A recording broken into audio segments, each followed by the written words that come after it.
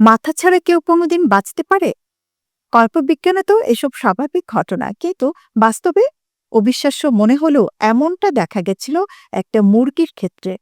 একদিন দুদিন নয়, টানা 18 মাস বেঁচে ছিল ছোট্ট প্রাণীটা, তাও আবার মাথা ছাড়া।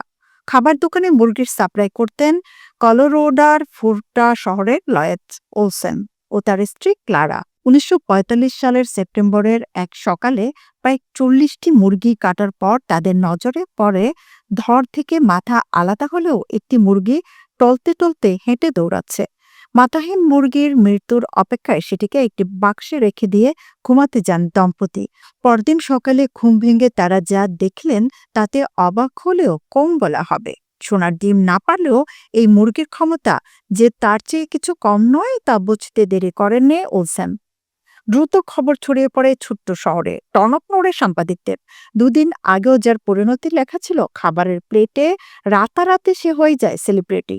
এক কথায় অলৌকিকভাবে নতুন জীবন পাওয়া মুরগির পোশাকি নাম হয় মিরাকল মাইক। মহার্ঘ পাখিটাকে দেখতে চারদিকে হইচই পড়ে যায়। স্বাধীর মুরগিকে নিয়ে প্রদর্শনীর সুবাদে দেশের বিভিন্ন প্রান্ত দেখার স্বপ্ন সত্যি হয় লয়েডের। কিন্তু মাথাচাড়া কিভাবে বেঁচে রইল মাইক? আমার আপনার মতো এই প্রশ্ন জেগেছিল চিকিৎসক ও প্রাণী বিশেষজ্ঞের মনেও।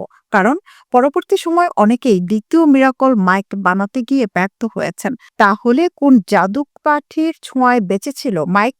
আসলে লয়েড যখন মাইকের মাথায় কোপ মারে তখন তার একটা কান বাদ দিয়ে চোখ ঠোঁট সহ গোটা মাথাটাই কেটে যায়, কিন্তু মুরগিদের মাথার পেছনেই থাকে মস্তিষ্কের মূল অংশটা।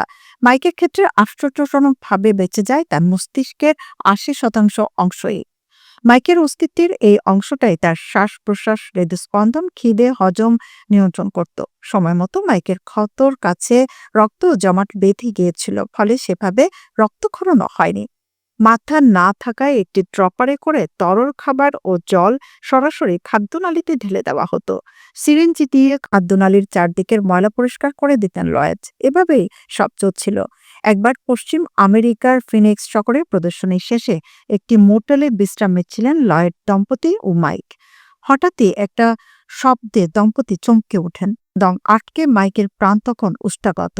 কিন্তু এই যে সিরিঞ্জ, সেটি প্রদর্শনীতে ফেলে এসেছিল লয়েডরা। ১৯৪৭ সালের মার্চ মাসের এই রাতে খাবার আটকে প্রাণ যায় মাইকের। আর ৫টা সুস্থ মুরগি যখন বড় হতে রান্নার কড়াইতে জায়গা পায়, তখন মাথা হারিয়েও তাদের চেয়ে বেশি দিন বেঁচে ছিল মাইক। যদিও মারা গিয়েও বেঁচে ছিল মাইক। তার মনিব দীর্ঘদিন তার মৃত্যুর খবর প্রকাশ্যেই আনেননি, কিন্তু খোঁজ করলে লয়েডরা বলতেন বেঁচে দেওয়া হয়েছে মাইককে। এভাবেই মৃত্যুর পরেও বেঁচে ছিল মিরাকল মাইকের মিথ। কলোরাডোর ফুরটা শহরে গেলে এখন মাথাহীন মুরগির স্ট্যাচুর দেখা মেলে। মাইকের স্মৃতিতে প্রতি বছর মে মাসে পালন হয় হেডলেস চিকেন ফেস্টিভ্যাল। আর লোকমুখে ঘুরে বেড়ায় এই আশ্চর্য মুরগির গল্প।